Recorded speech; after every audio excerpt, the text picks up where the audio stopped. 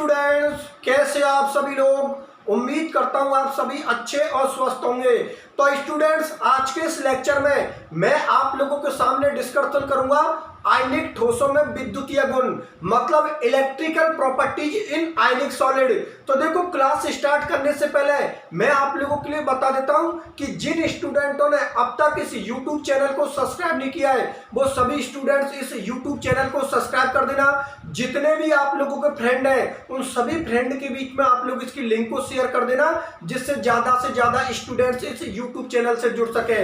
और जिन स्टूडेंटों ने अब तक चतुर्वेदी कोचिंग क्लासेज ऐप को डाउनलोड नहीं किया है, वो सभी स्टूडेंट प्ले स्टोर पर जाओ, वहां से चतुर्वेदी कोचिंग क्लासेज ऐप को डाउनलोड कर लेना।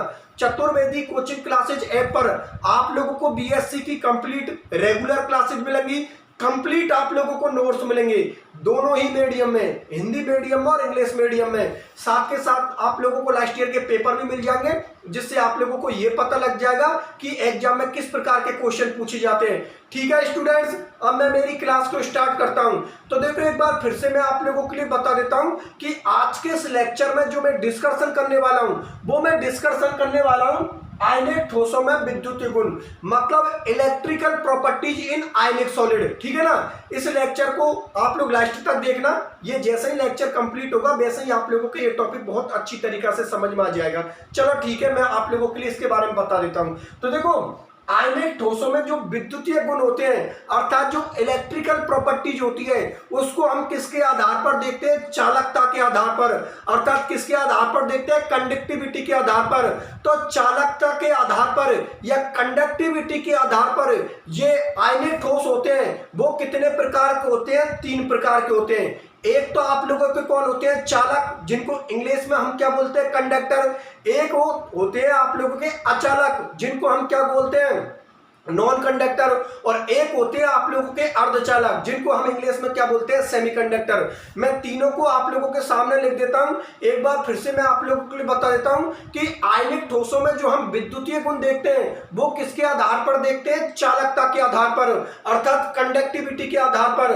तो चालकता के आधार पर ये आयनिक ठोस कितने प्रकार के होते हैं? 3 प्रकार के होते हैं: चालक, अचालक और अर्धचालक, मतलब कंडक्टर, नॉन कंडक्टर, सेमीकंडक्टर। मैं तीनों को आप लोगों के सामने लिख देता हूं, फिर बारी बारी से एक एक के बारे में डिटेल से डिस्कशन करता हूं। तो देखो, सबसे पहले मैं लिख देता हूं आप लोगों के लिए चालकों को। ठीक है ना। ये कौन हो गए? आप लोगों के चालक। इंग्लिश में इनको हम क्या बोलते हैं? कंडक्टर। चालक, चालक को इंग्लिश में क्या बोलते हैं? कंडक्टर। नंबर 2 पर कौन हो गए? आप लोगों के अचालक। अचालक मतलब नॉन कंडक्टर। इनको दूसरे शब्दों में हम इसको कुचालक भी बोल सकते हैं, कुचालक भी बोल सकते हो। आप इसको रोधी भी बोल सकते हो, आप इसको रोधी भी बोल सकते हो। देखो, अचालकों को हम कुचालक भी बोल सकते हैं, रोधी भी बोल सकते हैं, एक ही बात है। और इंग्लिश में इनको हम क्या बोलते हैं? Non conductor. नंबर 3 पर जो आप लोगों के होते हैं, वो कौन होते हैं? अर्धचालक। अर्धचालक, इंग्लिश में इनको हम क्या बोलते हैं? सेमीकंडक्टर। ठीक है ना। इंग्लिश में इनको हम क्या बोलते हैं? सेमीकंडक्टर।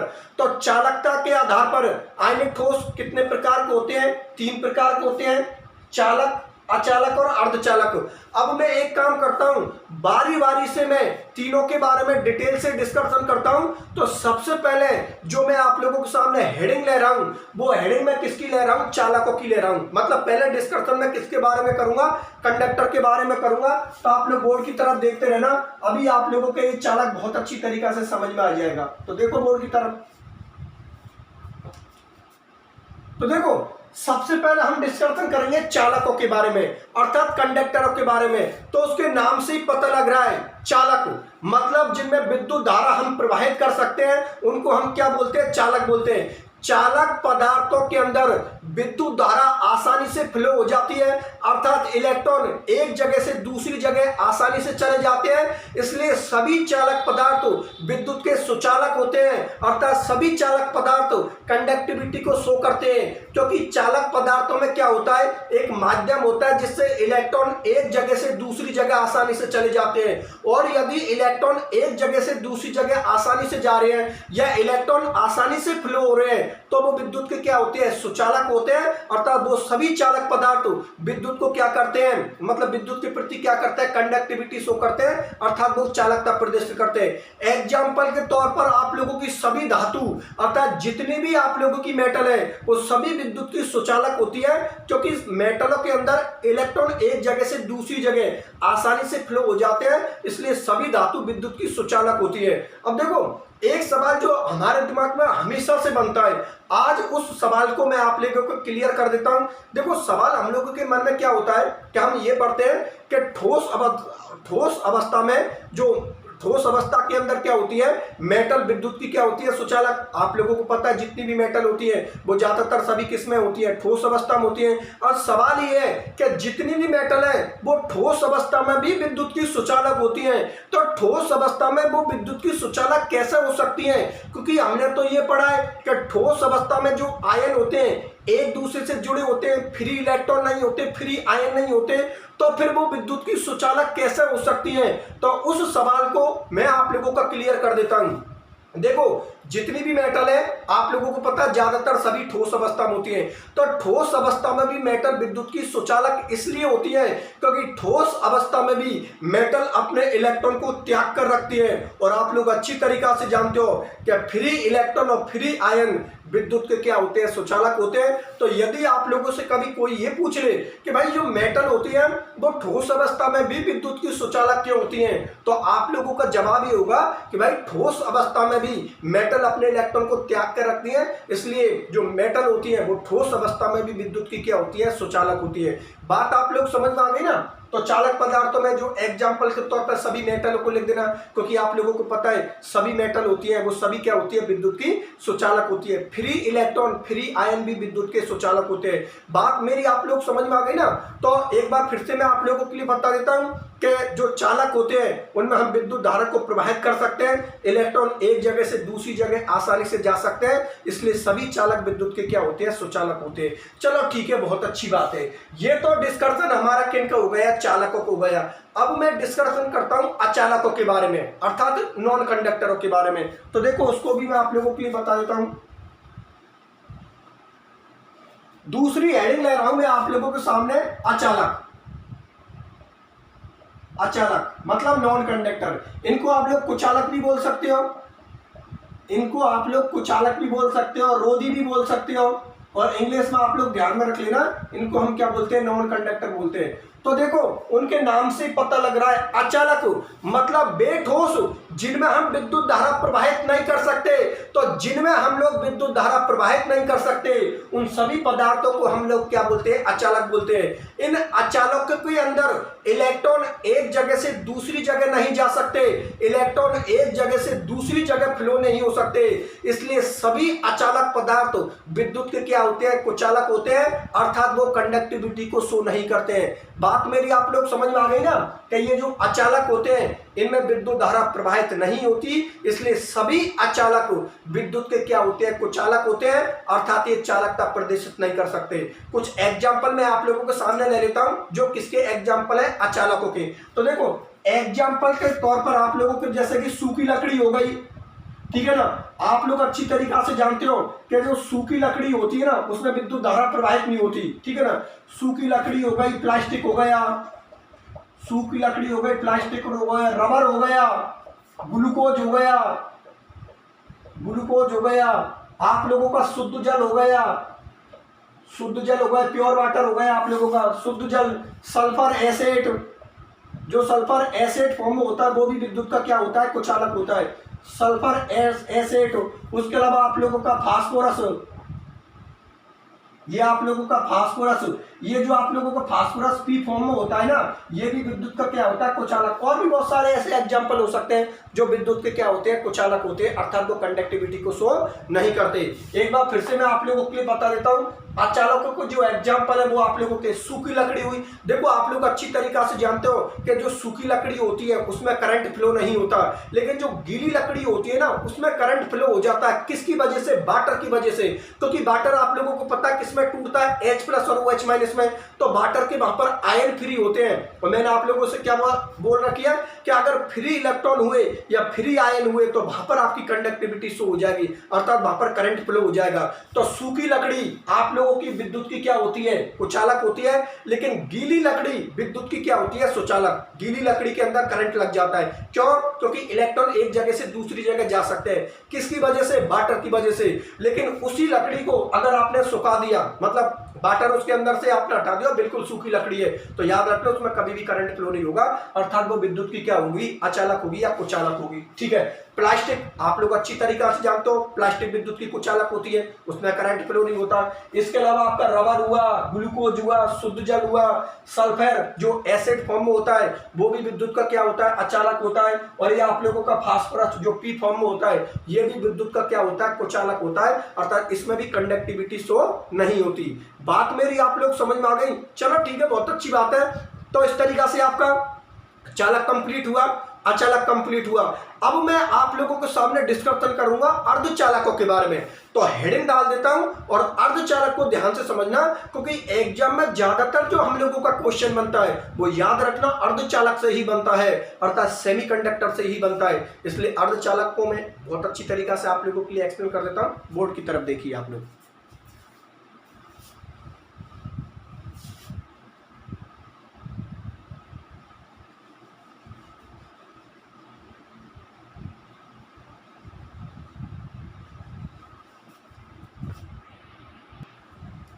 नंबर 3 पर आप लोगों के सामने डिस्कशन कर रहा हूं अर्धचालकों के बारे में, मतलब सेमीकंडक्टर के बारे में मैं आप लोगों के सामने डिस्कशन कर रहा हूं। तो देखो उसके नाम से ही पता लग रहा है अर्धचालक मतलब सेमीकंडक्टर। तो ये जो अर्धचालक होते हैं ना, इनकी चालकता चालकों और अचालकों के बीच की होती है। अब चालक और अचालकों के बीच के किस तरीका से होती है वो मैं आप लोगों के लिए बता देता हूं। जैसे कि माने कि कोई पदार्थ है, ठीक है ना, कोई पदार्थ है और उसके लिए आपने 0 केल्विन टेम्परेचर दे रखा है। तो आप लोग अच्छी तरीका से जानते हो, अगर मैंने टेम्परेचर 0 केल्विन ले रखा है तो आप लोग जानते हो 0 केल्विन टेम्परेचर का मतलब होता है आप लोगों ने उसको कोई भी टेम्परेचर नहीं दे रखा है। तो कोई भी टेम्परेचर नहीं दे रखा है तो ना ही तो आप लोगों के आयन फ्री होंगे, ना ही आप लोगों के इलेक्ट्रॉन फ्री होंगे। और यदि इलेक्ट्रॉन और आयन फ्री नहीं है तो याद रखना वो पदार्थ विद्युत के क्या होते हैं, कुचालक होते हैं। लेकिन उन्हीं पदार्थों को आप लोगों ने थोड़ा सा भी टेम्परेचर दे दिया तो टेम्परेचर देते ही आयन और इलेक्ट्रॉन क्या होंगे, फ्री हो जाएंगे। और हम अच्छी तरीका से जानते हैं कि फ्री इलेक्ट्रॉन और फ्री आयन विद्युत के क्या होते हैं, सुचालक होते हैं, अर्थात वो कंडक्टिविटी शो करते हैं। तो ये जो अर्धचालक होते हैं, अर्धचालक के अंदर जितने भी पदार्थ आते हैं जैसे सिलिकॉन हुआ, जर्मेनियम हुआ, ये 0 केल्विन टेम्परेचर पर तो किसकी तरह व्यवहार करते हैं, अचालकों की तरह, अर्थात किसकी तरह व्यवहार करते हैं, नॉन कंडक्टरों की तरह। लेकिन जैसे ही टेम्परेचर बढ़ाया, टेम्परेचर बढ़ाने से इलेक्ट्रॉन और आयन क्या हो जाएंगे, फ्री हो जाएंगे। और फ्री इलेक्ट्रॉन और फ्री आयन होने की वजह से वो पदार्थ विद्युत के क्या हो जाएंगे, सुचालक हो जाएंगे, अर्थात वो कंडक्टिविटी को शो करने लग जाएंगे। तो अर्धचालकों के अंदर वही हो गया कि 0 केल्विन टेम्परेचर पर तो किसकी तरह व्यवहार करते हैं, अचालकों की तरह। लेकिन टेम्परेचर बढ़ाने पर ये किसकी तरह व्यवहार करते हैं, चालकों की तरह। तो इनकी जो चालकता होती है वो चालक और अचालकों के बीच की होती है। एग्जाम्पल के तौर पर आप लोगों के जैसे मैं लिख देता हूं, एग्जाम्पल के तौर पर आप लोगों का जैसे सिलिकॉन हो गया, जर्मेनियम हो गया, ये सब के सब आप लोगों के किसके एग्जाम्पल है, अर्धचालक के। सिलिकॉन जर्मेनियम 2 याद रख लेना, ये सब किसके एग्जाम्पल हो गए, आप लोगों के अर्धचालक के, अर्थात सेमीकंडक्टर के। अब एक बात आप लोग याद रखना, ये अर्धचालक होते हैं ना, ये भी 2 प्रकार के होते हैं। तो वो 2 प्रकार कौन कौन से हैं, दोनों को आप लोगों के सामने पहले लिख देता हूं, फिर बारी बारी से एक एक के बारे में मैं डिस्कशन करता हूं। तो देखो पहले नंबर का जो उसमें टाइप है वो आप लोगों का नेज अर्धचालक, नेज अर्धचालक, नेज अर्धचालक, नेज अर्धचालक, या इनको आप शुद्ध अर्धचालक भी बोल सकते हो, शुद्ध अर्धचालक, नेज अर्धचालक या शुद्ध अर्धचालक, ठीक है ना। दूसरे नंबर पर हो गए आप लोगों के अपद्रवी अर्धचालक, अपद्रवी अर्धचालक, अपद्रवी अर्धचालक, ठीक है ना। इंग्लिश में इसको हम क्या बोलते हैं, इंट्रिंसिक सेमीकंडक्टर, और इंग्लिश में इसको हम क्या बोलते हैं, एक्सट्रिंसिक सेमीकंडक्टर। देखो एक बार फिर से मैं आप लोगों के लिए बता देता हूं कि ये अर्धचालक होते हैं, ये भी आप लोगों के 2 प्रकार के होते हैं। एक होते हैं आप लोगों के नेज अर्धचालक या शुद्ध अर्धचालक, ठीक है ना। इंग्लिश में इसको हम क्या बोलते हैं, इंट्रिंसिक सेमीकंडक्टर, और एक होते हैं आप लोगों की अपद्रवी अर्धचालक। इंग्लिश में इसको हम क्या बोलते हैं, एक्सट्रिंसिक सेमीकंडक्टर, ठीक है ना। तो सबसे पहले मैं आप लोगों के लिए नैज अर्धचालक या शुद्ध अर्धचालक के बारे में बता देता हूं, ठीक है ना। सबसे पहले मैं आप लोगों के सामने डिस्कशन किसके बारे में कर रहा हूं, नैज अर्धचालक या शुद्ध अर्धचालक के बारे में, कि ये जो नैज अर्धचालक या शुद्ध अर्धचालक या इंट्रिंसिक सेमीकंडक्टर क्या होते हैं। तो देखो सुनो मेरी बात ध्यान से, ये जो पदार्थ होते हैं ना, जो नैज अर्धचालक या शुद्ध अर्धचालक के अंदर आते हैं, ये 0 केल्विन टेम्परेचर पर किसकी तरह व्यवहार करते हैं, अचालकों की तरह। लेकिन जैसे ही आप लोगों ने टेम्परेचर बढ़ाया, तो टेम्परेचर बढ़ाने से जो सहज संयोजक बंध होता है, अर्थात जो कोवेलेंट बॉन्ड होता है, वो सहज संयोजक बंध या आप लोगों का जो कोवेलेंट बॉन्ड है वो क्या होता है, टूट जाता है। और हम अच्छी तरीका से जानते हैं कि जब सहज संयोजक बंध अर्थात जब कोवेलेंट बॉन्ड टूटता है, तो वहां पर फ्री क्या होते हैं आप लोगों के इलेक्ट्रॉन। बात मेरी आप लोग समझ में आ गई ना। जैसे ही आप लोगों ने टेम्परेचर देकर सहज संयोजक बंध को तोड़ा, तो सहज संयोजक बंध के टूटते ही वहां पर इलेक्ट्रॉन क्या हो गए, फ्री हो गए। और फ्री इलेक्ट्रॉन होने की वजह से फिर ये विद्युत को क्या करने लगेंगे, मतलब ये चालकता शो करने लग जाएंगे। बात मेरी आप लोग समझ में आ गई ना। तो टेम्परेचर देने से ये चालकता प्रदर्शित कर रहे हैं, इसलिए इनको हम क्या बोलते हैं, ताप चालकता भी बोलते हैं। बात मेरी आप लोग समझ में आ गई ना। क्योंकि मैंने क्या बात बोली आप लोगों से कि 0 केल्विन टेम्परेचर पर ये अचालकों की तरह व्यवहार करते हैं, लेकिन जैसे ही मैंने टेम्परेचर बढ़ाया, टेम्परेचर बढ़ाने से सहज संयोजक बंध टूट जाएगा। सहज संयोजक बंध के टूटने से इलेक्ट्रॉन फ्री हो जाएंगे, और इलेक्ट्रॉन फ्री होते ही ये पदार्थ विद्युत के क्या हो जाएंगे, सुचालक हो जाएंगे। तो टेम्परेचर देने से इनकी चालकता उत्पन्न हुई है, इसलिए इनको ताप चालकता भी बोलते हैं। बात मेरी आप लोगों को समझ में आ गई, चलो ठीक है। तो ये बात तो किनकी हो गई, नैज अर्धचालक या शुद्ध अर्धचालक। एग्जाम्पल के तौर पर आप लोग ले सकते हो, जैसे कि आप एग्जाम्पल के तौर पर शुद्ध एसआई ले सकते हो, आप लोग उसमें शुद्ध एसआई ले सकते हो, शुद्ध जी ले सकते हो आप लोग, मतलब प्योर एसआई ले सकते हो, प्योर जी ले सकते हो, और भी बहुत सारे आप लोगों के एग्जाम्पल हो सकते हैं। तो ये 2 एग्जाम्पल आप लोग किसमें लिख देना, नैज अर्धचालक या शुद्ध अर्धचालक के बारे में, ठीक है ना। अब मैं जो दूसरी हेडिंग ले रहा हूं, वो दूसरी हेडिंग ले रहा हूं मैं आप लोगों के सामने, अपद्रवी अर्धचालक, मतलब एक्सट्रिंसिक सेमीकंडक्टर। तो एक काम करता हूं, मुझे जगह की जरूरत पड़ेगी क्योंकि यहाँ पर 2 डायग्राम बनेंगे आप लोगों के। तो एक काम करता हूं, मैं इसको मिटा के और हेडिंग डाल देता हूं, अपद्रवी अर्धचालक मतलब एक्सट्रिंसिक सेमीकंडक्टर। तो इसको भी देख लो, इसको भी कंप्लीट करवा देता हूं आप लोगों के लिए।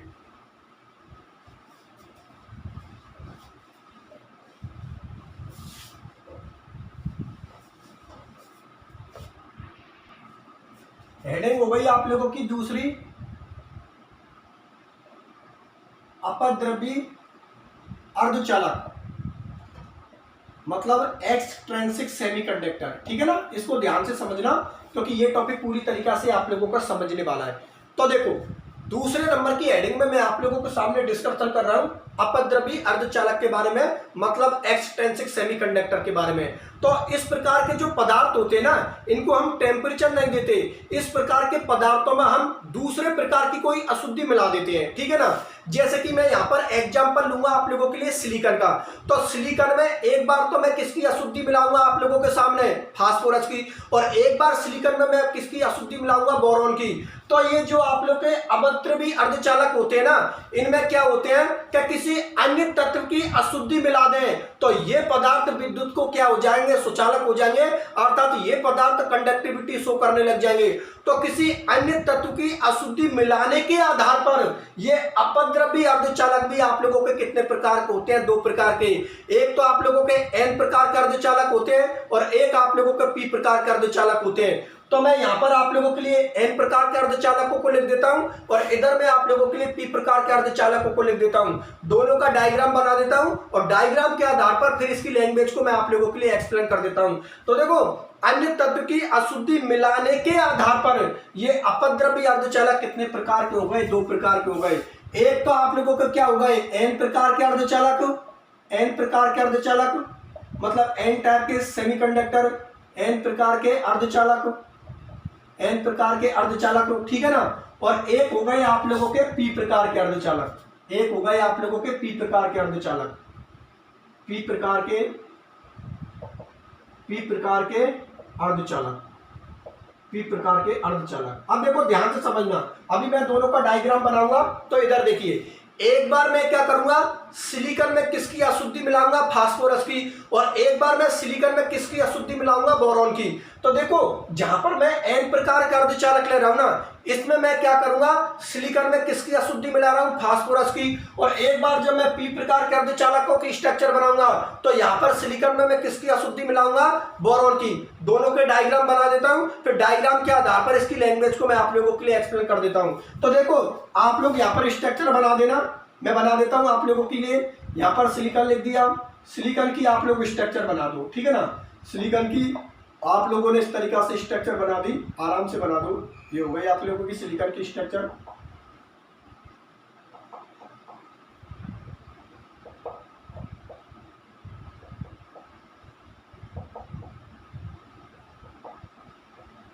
ये लो, ये किसकी स्ट्रक्चर हो गई, आप लोगों की सिलिकॉन की।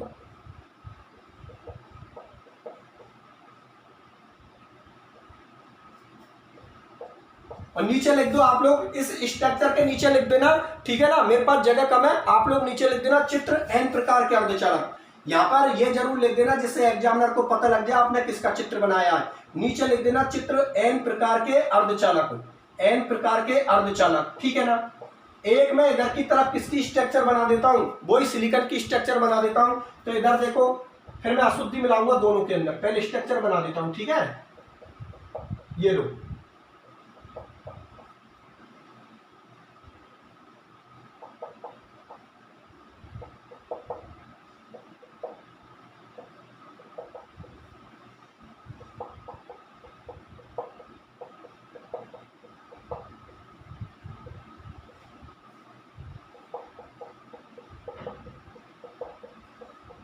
देखो ये स्ट्रक्चर किसकी हो गई, आप लोगों की सिलिकॉन की, ठीक है ना। इधर भी सिलिकॉन की स्ट्रक्चर हो गई। अब मैं इसमें अशुद्धि मिलाऊंगा, उससे पहले मैं इसके नीचे लिख देता हूं चित्र पी प्रकार के अर्धचालक। इसके नीचे लिख देना चित्र पी प्रकार के अर्धचालक, चित्र पी प्रकार के अर्धचालक, पी प्रकार के अर्धचालक। अब पूरा ध्यान आप लोग बोर्ड की तरफ रखना, अभी दोनों डायग्राम आप लोगों के बहुत अच्छी तरीके से समझ में आ जाएंगे, ठीक है ना। मैंने अभी आप लोगों से थोड़ी देर पहले क्या बात बोली है, मैंने ये बात बोली है कि जो अपद्रव्य अर्धचालक होते हैं, अर्थात जो एक्सट्रिंसिक सेमीकंडक्टर होते हैं, इनमें हम किसी दूसरे तत्व की अशुद्धि मिलाएंगे तो उन पदार्थों में विद्युत क्या हो जाएगी, फ्लो होने लग जाएगी, अर्थात वो पदार्थ विद्युत के क्या हो जाएंगे, सुचालक हो जाएंगे। अब विद्युत की सुचालकता के आधार पर या अशुद्धि मिलाने के आधार पर ये दोनों पदार्थ कितने प्रकार के होते हैं, दो प्रकार के। एक होते हैं आप लोगों के एन प्रकार के अर्धचालक और एक होते हैं आप लोगों के पी प्रकार के अर्धचालक। ये एन प्रकार के अर्धचालकों में इस सिलिकॉन की स्ट्रक्चर में मैं किसको मिला रहा हूं, फास्फोरस को मिला रहा हूं। तो कहीं से भी मैं सिलिकॉन को निकाल देता हूं, जैसे कि मैंने यहां पर से क्या किया, सिलिकॉन निकाल दिया और इसकी जगह पर मैंने अशुद्धि किसकी मिला दी, फास्फोरस की मिला दी। तो देखो ये हो गया आप लोगों का फास्फोरस एटम। अब देखो हम अच्छी तरीका से जानते हैं कि सिलिकॉन के वैलेंसी सेल में कितने इलेक्ट्रॉन होते हैं, 4, और फास्फोरस के वैलेंसी सेल में कितने इलेक्ट्रॉन होते हैं, 5। तो यहाँ पर एक इलेक्ट्रॉन आप लोगों का फ्री रहेगा। और हम अच्छी तरीका से जानते हैं कि इलेक्ट्रॉन पर कौन सा चार्ज होता है, नेगेटिव चार्ज होता है। तो नेगेटिव चार्ज होने की वजह से यहाँ पर ऋणात्मक छिद्र बन जाएगा, अर्थात यहाँ पर आप लोगों का नेगेटिव बॉन्ड बन जाएगा और ये पदार्थ विद्युत का क्या हो जाएगा, सुचालक हो जाएगा, क्योंकि यहाँ पर इलेक्ट्रॉन आप लोगों का क्या है, फ्री। एक बार मैं लिख देता हूं, सिलिकॉन के वैलेंसी सेल में कितने इलेक्ट्रॉन होते हैं, 4 इलेक्ट्रॉन होते हैं, और फास्फोरस के वैलेंसी सेल में कितने इलेक्ट्रॉन होते हैं, 5 इलेक्ट्रॉन होते हैं। तो सिलिकॉन की स्ट्रक्चर में जब हम फास्फोरस को मिलाएंगे तो ये जो 5वां इलेक्ट्रॉन है, ये 5वां इलेक्ट्रॉन आप लोगों का फ्री रहेगा। कहां पर फ्री रहेगा, मैं यहां पर शो कर देता हूं, ये फास्फोरस के पास में ये 5वां इलेक्ट्रॉन है आप लोगों का। तो मैं लिख देता हूं यहां पर, ये क्या हो गया, आप लोगों का मुक्त इलेक्ट्रॉन हो गया, अर्थात ये आप लोगों का फ्री इलेक्ट्रॉन हो गया। और यहां पर जो छिद्र उत्पन्न होगा वो कौन सा छिद्र उत्पन्न होगा, ऋणात्मक छिद्र, अर्थात नेगेटिव बॉन्ड, ऋणात्मक छिद्र अर्थात नेगेटिव बॉन्ड। वो इसलिए क्योंकि हम जानते हैं कि इलेक्ट्रॉन पर कौन सा चार्ज होता है, नेगेटिव चार्ज होता है, और नेगेटिव चार्ज होने की वजह से इनको हम क्या बोलते हैं, एन प्रकार के अर्धचालक, ठीक है ना। एन का मतलब नेगेटिव, नेगेटिव होने की वजह से, ठीक है ना, इंग्लिश में नेगेटिव में हम फर्स्ट अक्षर को किसके लिखते हैं, कैपिटल एन से लिखते हैं। तो ये किस प्रकार के अर्धचालक हो गई, एन प्रकार के अर्धचालक हो गए, क्योंकि यहाँ पर जो आप लोगों का 5वां इलेक्ट्रॉन है वो मुक्त अवस्था में रहता है। यहाँ पर कौन सा छिद्र उत्पन्न होता है, ऋणात्मक छिद्र होता है, इंग्लिश में इसको हम नेगेटिव बॉन्ड बोलते हैं। इसीलिए इस प्रकार के अर्धचालकों को हम क्या बोलते हैं, एन प्रकार के अर्धचालक हो। और ये मुक्त इलेक्ट्रॉन होने की वजह से ये पदार्थ विद्युत का क्या हो जाएगा, सुचालक हो जाएगा, अर्थात इसमें कंडक्टिविटी शो होने लग जाएगी। किसकी वजह से, इस 5वें इलेक्ट्रॉन की वजह से। चलो ठीक है, तो ये तो बात हो गई एन प्रकार के अर्धचालकों की। अब बात हम पी प्रकार के अर्धचालकों की कर लेते हैं। तो देखो इन पी प्रकार के अर्धचालकों में जो मैं अशुद्धि मिला रहा हूं, इस सिलिकॉन के स्ट्रक्चर में जो मैं अशुद्धि मिला रहा हूं वो मैं किसकी मिला रहा हूं, बोरॉन की मिला रहा हूं। यहां पर मैंने अशुद्धि किसकी मिला दी, बोरॉन की मिला दी। अब आप लोग अच्छी तरीका से जानते हो कि सिलिकॉन के वैलेंसी सेल में तो 4 इलेक्ट्रॉन होते हैं, लेकिन जो बोरॉन होता है उसके वैलेंसी सेल में कितने इलेक्ट्रॉन होते हैं, 3 इलेक्ट्रॉन होते हैं। लिख देता हूं, ये जो सिलिकॉन होता है इसके वैलेंसी सेल में कितने इलेक्ट्रॉन होते हैं, 4, लेकिन ये आपका जो बोरॉन होता है इसके वैलेंसी सेल में कितने इलेक्ट्रॉन होते हैं, 3 इलेक्ट्रॉन होते हैं। अब आप लोगों को पता है यहां पर 1 इलेक्ट्रॉन कम हो गया, और कम इलेक्ट्रॉन होने की वजह से आप लोगों को पता है यहां पर जो छिद्र बनेगा वो कौन सा छिद्र बनेगा, धनात्मक छिद्र, पॉजिटिव बॉन्ड। वो इसलिए क्योंकि केमिस्ट्री में इलेक्ट्रॉनों की कमी को हम किससे प्रदर्शित करते हैं, प्लस से, और इलेक्ट्रॉनों की अधिकता को हम किससे करते हैं, माइनस से। तो यहां पर इलेक्ट्रॉनों की अधिकता थी भाई, 1 इलेक्ट्रॉन ज्यादा था, तो इलेक्ट्रॉन ज्यादा होने की वजह से यहां पर कौन सा छिद्र उत्पन्न हुआ था, ऋणात्मक छिद्र, क्योंकि केमिस्ट्री में इलेक्ट्रॉनों की अधिकता को नेगेटिव से शो करते हैं, और केमिस्ट्री में इलेक्ट्रॉनों की कमी को हम किससे शो करते हैं, पॉजिटिव से। तो सिलिकॉन के वैलेंसी सेल में तो 4 इलेक्ट्रॉन होते हैं, लेकिन बोरॉन के वैलेंसी सेल में कितने इलेक्ट्रॉन होते हैं, 3 इलेक्ट्रॉन होते हैं। 3 इलेक्ट्रॉन होने की वजह से यहां पर 1 इलेक्ट्रॉन की कमी हो गई, और 1 इलेक्ट्रॉन की कमी होने की वजह से यहां पर जो छिद्र बनेगा, अर्थात यहां पर जो बॉन्ड बनेगा वो क्या बनेगा, आप लोगों का धनात्मक। तो मैं लिख देता हूं, यहां पर पॉजिटिव चार्ज लिख दिया क्योंकि आप लोगों को पता है 1 इलेक्ट्रॉन की कमी हो गई, और यहां पर लिख देता हूं मैं धनात्मक छिद्र। धनात्मक छिद्र इंग्लिश में इसको हम क्या बोलते हैं, पॉजिटिव, ठीक है ना, इसको इंग्लिश में हम क्या बोलते हैं, पॉजिटिव बॉन्ड बोलते हैं। तो इंग्लिश में इसको पॉजिटिव बोलने की वजह से, या इंग्लिश में इसको हम पॉजिटिव लिखते हैं, तो पॉजिटिव लिखने की वजह से इनको हम क्या बोलते हैं, एन प्रकार के अर्धचालक।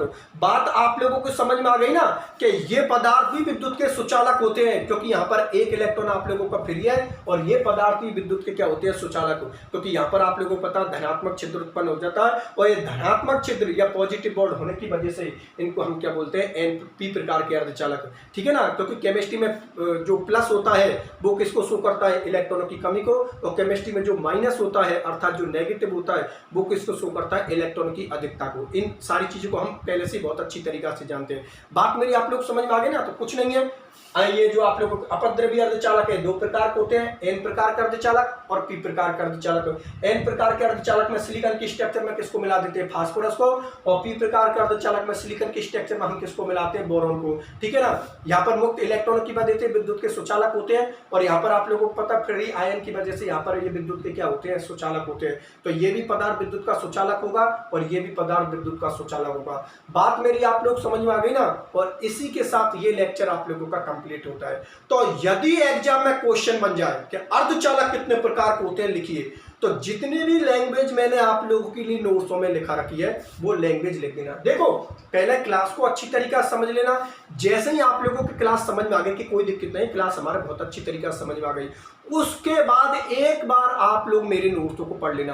क्योंकि जो मैं क्लासेज ले रहा हूं ना वो मैं मेरे नोट्स के अकॉर्डिंग ले रहा हूं, ठीक है ना। जितनी भी क्लासेज आप लोगों की चल रही है वो सब मैं नोट्सों के अकॉर्डिंग ले रहा हूं। तो आप लोगों को क्या करने है, एक बार क्लास को अच्छी तरीका से देख ली, और देखते ही क्लास एक बार आप लोगों ने नोट्स पढ़ लिए, बस टॉपिक हो गया क्लियर। क्योंकि इनमें ज्यादा कोई प्रॉब्लम वाली बातें नहीं, सीधे सीधे से आप लोगों के टॉपिक है, ठीक है ना।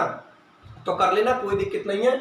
आयनिक ठोसों में विद्युतीय गुण कितने प्रकार के होते हैं, 3 प्रकार के, चालक, अचालक और अर्धचालक, मतलब कंडक्टर, नॉन कंडक्टर और सेमीकंडक्टर, और इन तीनों को मैंने बहुत अच्छी तरीका से आप लोगों के लिए करवा दिया। तो आज के लेक्चर को तो मैं यहीं तक रखता हूं। अब अगले लेक्चर में मैं आगे आने वाले टॉपिक के बारे में डिस्कशन करता हूं। एक बार फिर से मैं बता देता हूं भैया, जिन स्टूडेंटों ने अब तक इस यूट्यूब चैनल को सब्सक्राइब नहीं किया है वो सभी स्टूडेंट इस यूट्यूब चैनल को सब्सक्राइब कर देना। देखो, जितना ज्यादा आप लोग हमको सपोर्ट करोगे उतना ही ज्यादा हम आप लोगों को सपोर्ट करेंगे। और जिन स्टूडेंटों के पास में नोट्स नहीं है वो मुझे आप लोग कॉल कर सकते हो, या फिर चतुर्वेदी कोचिंग क्लासेज ऐप पर आप लोगों के नोट्स है, वहां से आप लोग नोट्स ले सकते हो, कोई दिक्कत नहीं है। सारी चीज अच्छे से हो जाएगी, बस प्रत्येक स्टूडेंट के पास में मेरे वाले नोट्स होने चाहिए। ठीक है, बाकी का आपका कोई भी डाउट हो तो कोचिंग के नंबर पर आप लोग मुझे कॉल कर सकते हो, व्हाट्सएप कर सकते हो। ठीक है स्टूडेंट्स, फिर मैं आज की क्लास को यहीं तक रखता हूं, मिलता हूं अगली क्लास में।